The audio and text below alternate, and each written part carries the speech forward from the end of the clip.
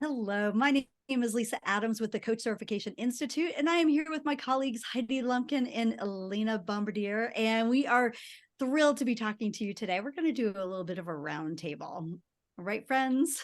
Yes, let's do Right. it. I'm excited. And our roundtable today is going to be about marketing and about marketing coaching businesses.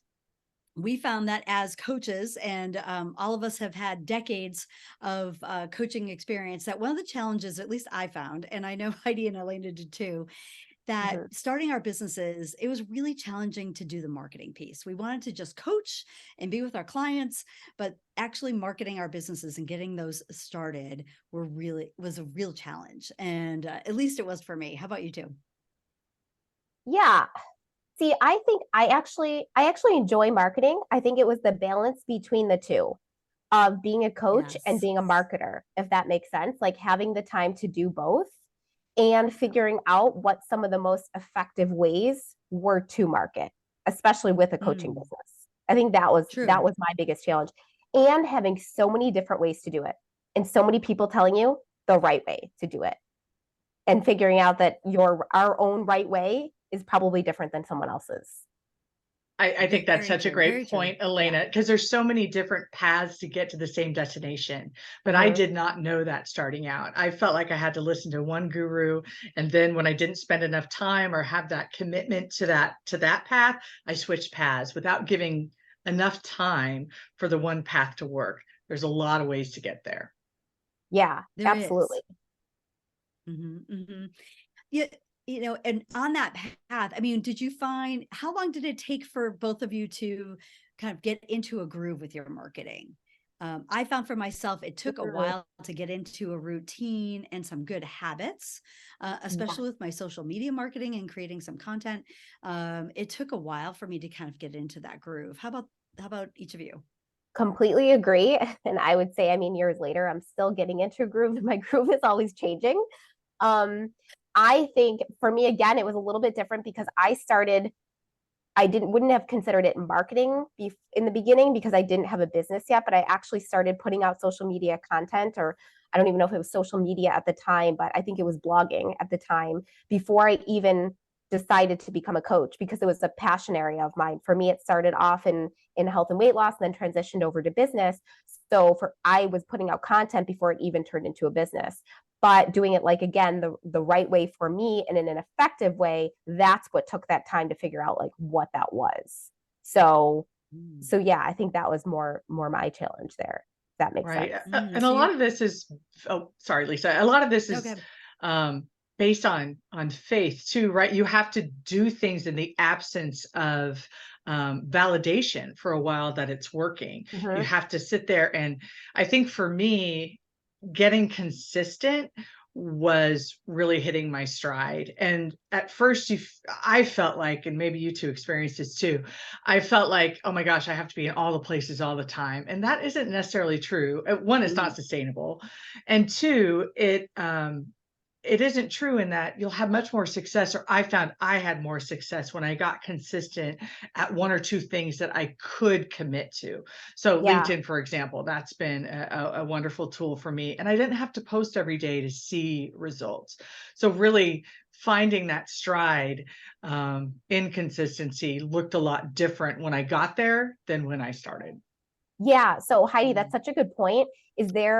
What do you think was most helpful for you to be so consistent with your social media on the platforms that you selected then? That's a really good question. And I don't think I've ever thought about that before, Elena. But I think the real difference for me was dedicating actual time to work on that part of my business, Yeah. and going so far as to block it out of my calendar. And not just that, being committed to that time block. So it's Yeah. so easy when, I see it on Tuesdays and Fridays, it's 2 hours each of those days. Oh, hey, I want to do something else, or I'm going to be Always. busy. Right. And so Mhm. really committing to be committed, if you will, and blocking out that time, that made the Mhm. biggest difference. I would totally agree. And I think for me, something that was helpful too was figuring out what I liked. So I liked sometimes to sit down and like record shorter videos. Like I found that that's easier for me and more enjoyable compared to doing really long form blog posts all of the time. So I found when I do more of the things that I enjoy, I'm more consistent with it. So I think that's another thing that sometimes in the beginning, kind of like we spoke to earlier, we feel like we either have to be all the places or we have to do all the forms. And we truly don't. I think sometimes when we figure out what works for us best, we're more consistent and it works out better and resonates better with our Yeah. audience a lot too. Yeah. And isn't And that funny that you say that, like that you're attracted to that, so you're going to spend more time there? That's something I would tell a client to do, right? So isn't it? Yeah, It's exactly. interesting to be, yeah. So Yeah. it's like, what do you like to do? Well, how about building your branding around that? Mhm. And so it sounds like you naturally gravitated to that. What about you, Lisa? Yeah, I think I always struggled with having or feeling like I had to do a long post, like a long blog post. And I don't always necessarily like to write.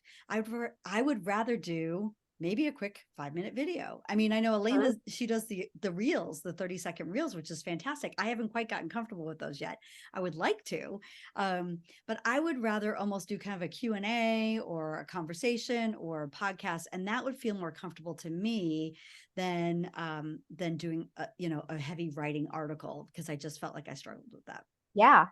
Yeah. And something that's been helpful for me too, like I said, don't usually like to sit down and just write really long form content, but on occasion I will get an idea for like a long form piece. Like last night I was traveling, I was on a plane and I had all of these ideas just come to me. I don't know why that happens when I'm flying. And I put them all in my phone. I wrote them all out.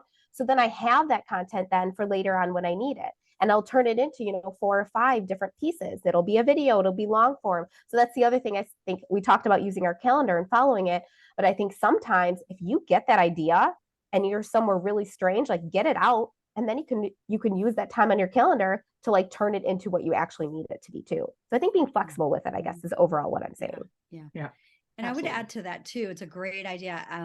Is I've carried around like a little mini journal, Yeah. just something small that I carry around. And anytime I get an idea for anything, I just jot it down, whether I'm going to post it that week or not. I might turn it into, say, a trip, and maybe turn that into a 4-week kind of content theme. Mm-hmm. Yeah, Right? I've done that before, where you can take an idea or a lesson learned or something like that and turn it into some kind of theme that will work well with your audience, and for the audience to be able to, to get to know you a bit too. So, and that can be all kinds of different formats. So I think you can carry around a notebook and just jot things down as they pop in your head and utilize them down the road. How about you, Heidi? As far as Thoughts for creating ideas, more content? yeah. Well, I think, Elena, you brought up a great point about the mood was striking you while you were on the plane. I keep a running list myself, and I try to categorize my list so that it goes into certain content type buckets. And then once I do either a blog post or a newsletter about the topic, that's when I'll break it into 4 or 5 parts, which can even be broken smaller. Yeah. But I tend to get bored quickly with my topics, so I like to move on.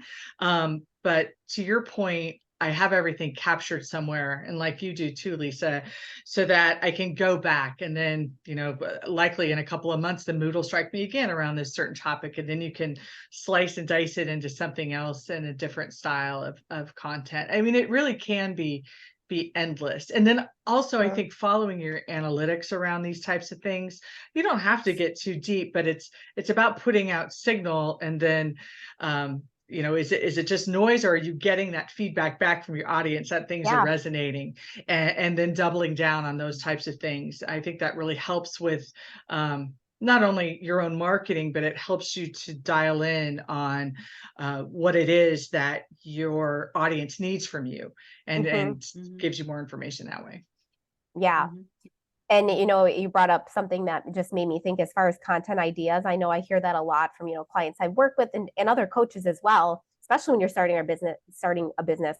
What do I write about? What do I talk about on my social media or my marketing?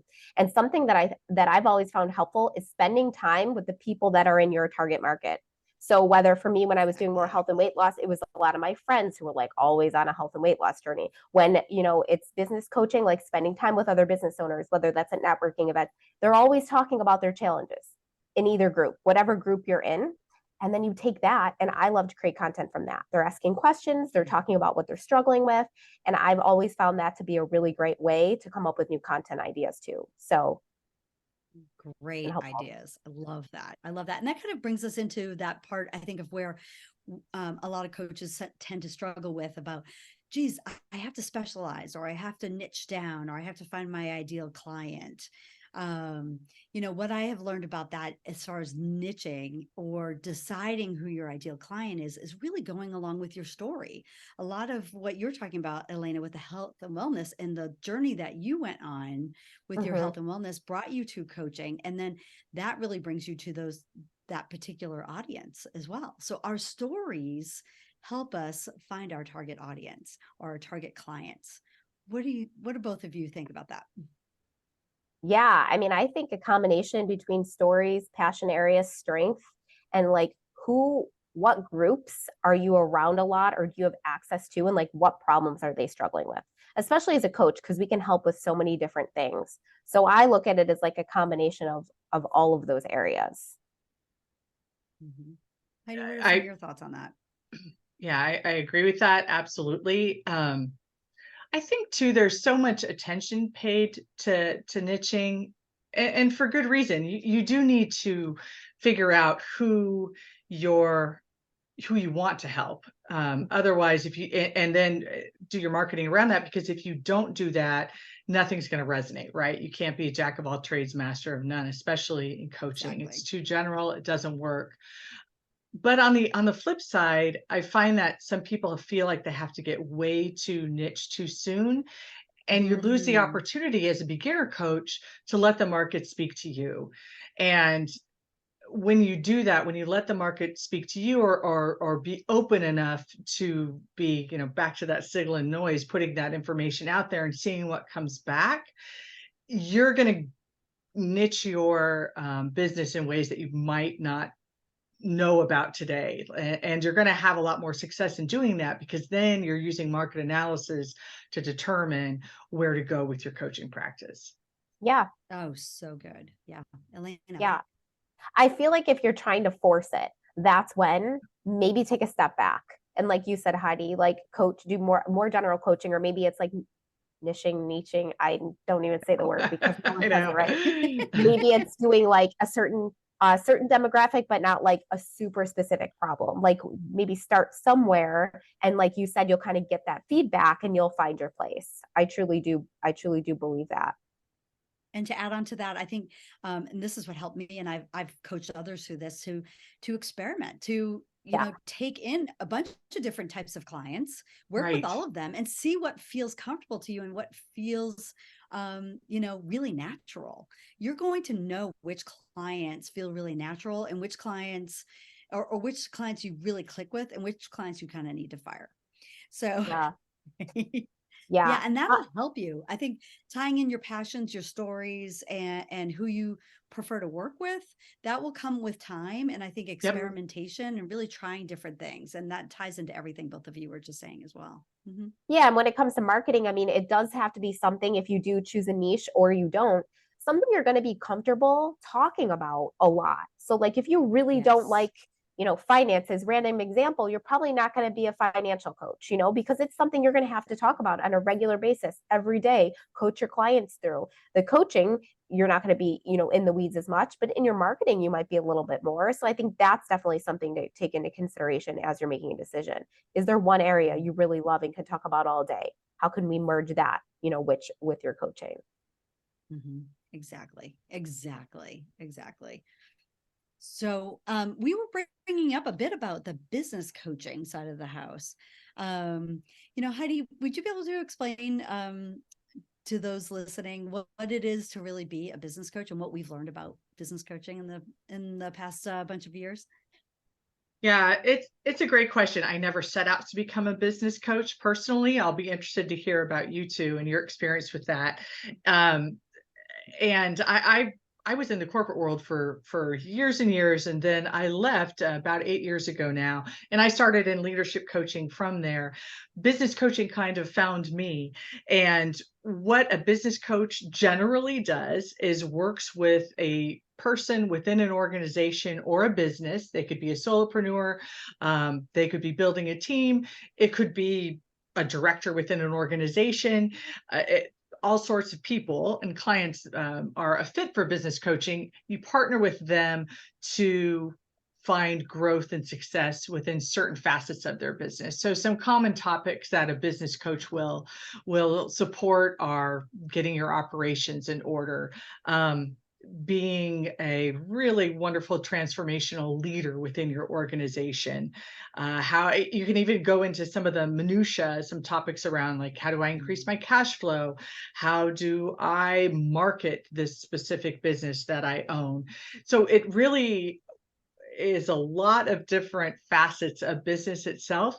And a coach acts as a partner in growth at the end of the day. And I think what is different between a business coach and a business consultant is the coach is really there to support a client-led journey. I mean, just like with most coaching, that's what coaches do. You really want to work with your client to help them discover where they want to go and then help them get there. And sometimes, especially in business coaching, I find this, and I think we've talked before between us that this is true for all of us.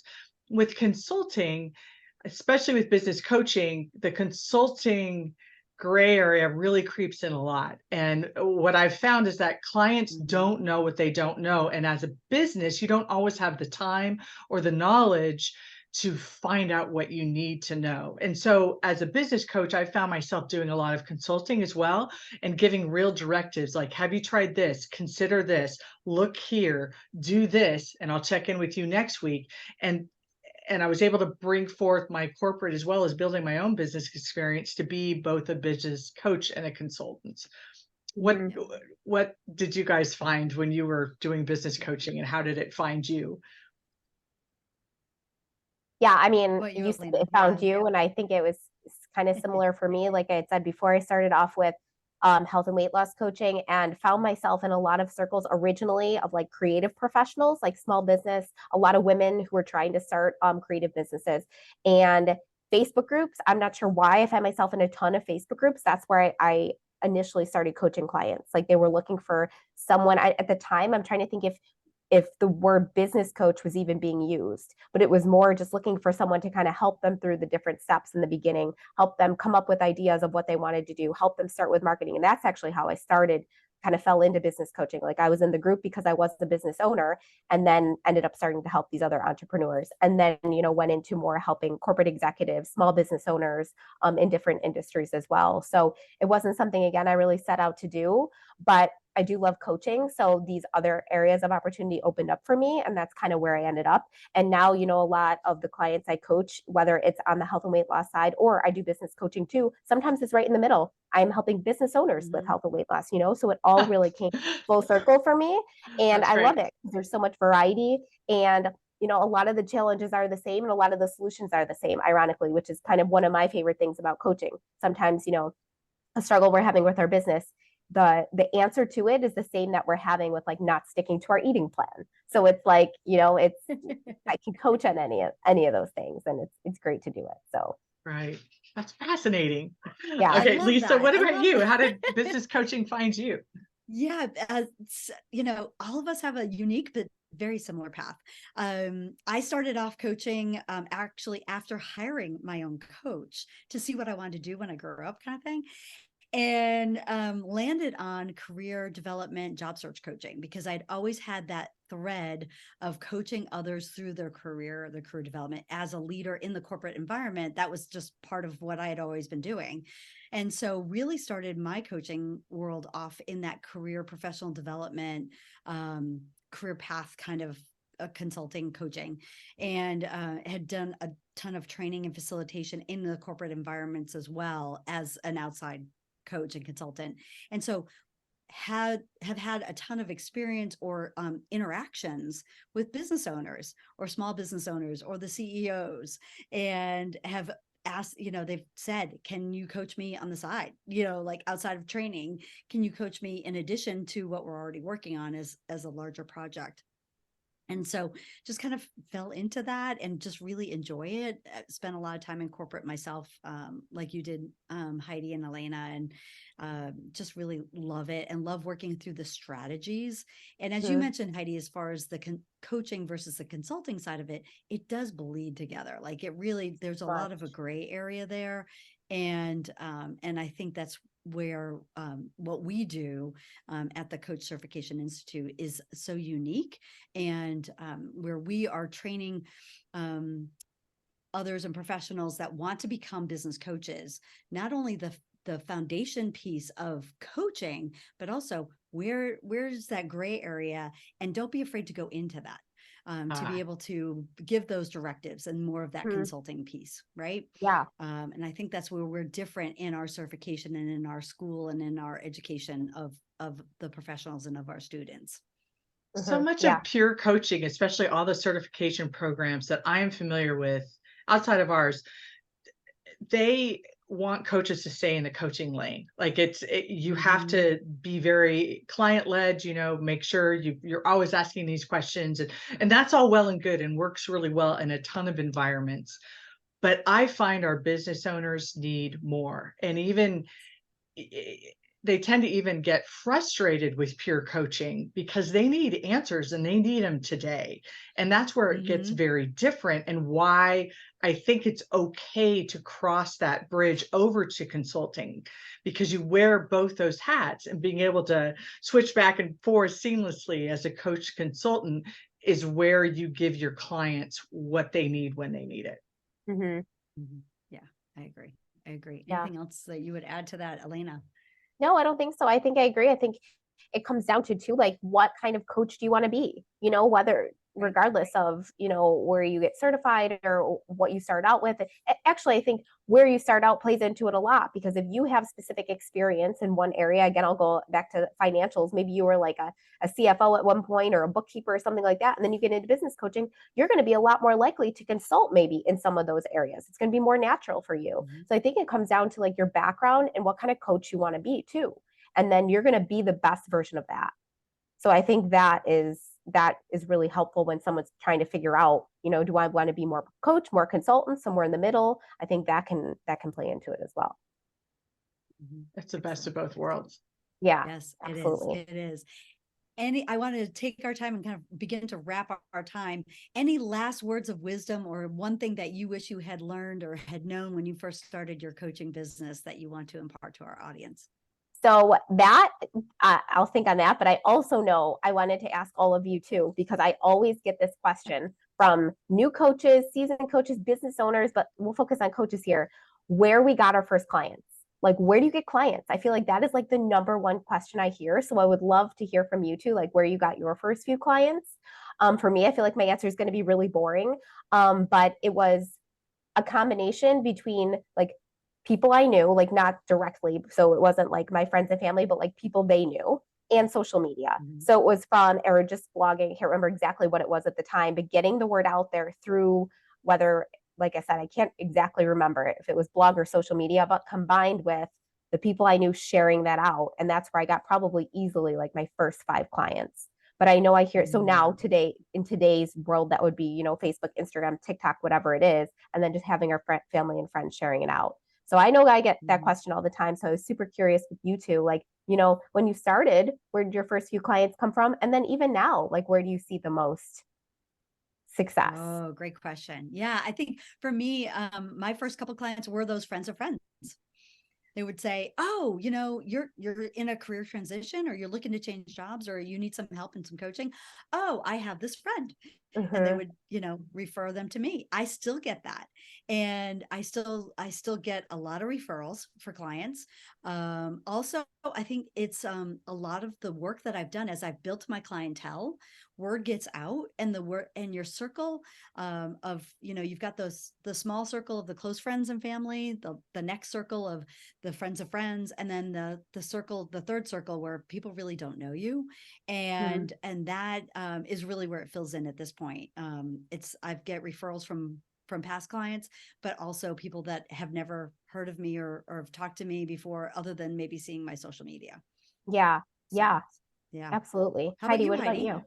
Yeah, for me, so this will go nicely with if you're a beginning coach and you're watching this, don't make the mistake I made, which was to wait too long to announce your business to family and friends. Yes. So I was working in this little, cave Good question. for months, and just doing my own social media, kind of keeping it separate from everything else. I don't know if it was fear of failure. I'm sure there's a whole coaching session in that for me with with why I waited so long. But what I ended up doing that changed everything was I did a business announcement email, and I did this email. I had a really fun picture and just talked about what I was doing, who I can help, and how you can help me. And I cannot believe the response I got from that. And that's why I was saying, don't wait to do that, because I was so pleased by the amount of people who wanted to help. I mean, not that that was that big of a surprise, but it really was kind of overwhelming. Yeah. And then kind of back to what you were saying, Lisa, it became friends of friends. So even though in my immediate circle, I didn't have that many, they would and help promote my business through this. And then not only that individual email, what I ended up doing, which was super helpful, and I recommend this to everyone, is a business update email. So as a result, you don't just announce it one and done.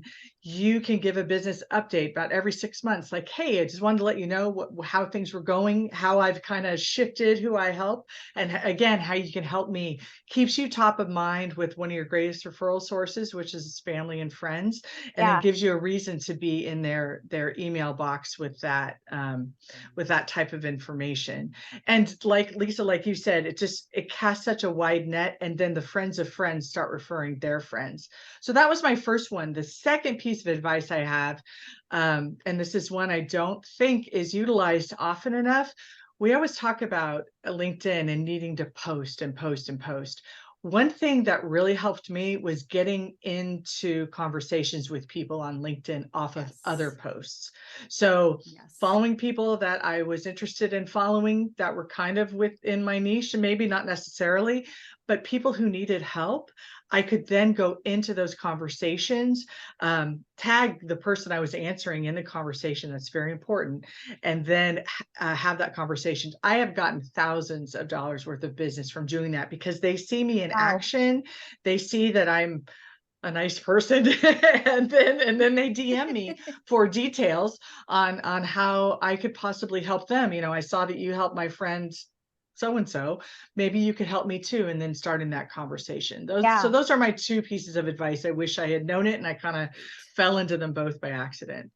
That's so good. I've done that with Facebook groups, but I haven't done it on LinkedIn. So that's such a good point. And I heard someone actually saying, I'm not sure how much this would apply to business coaching.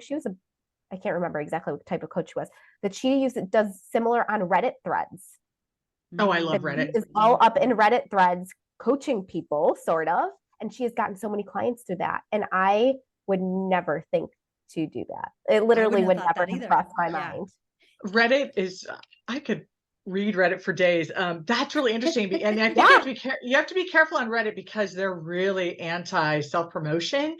But to your point, this is a way around that. You're giving away your wonderful advice, and then people will slide into the DMs to find out more.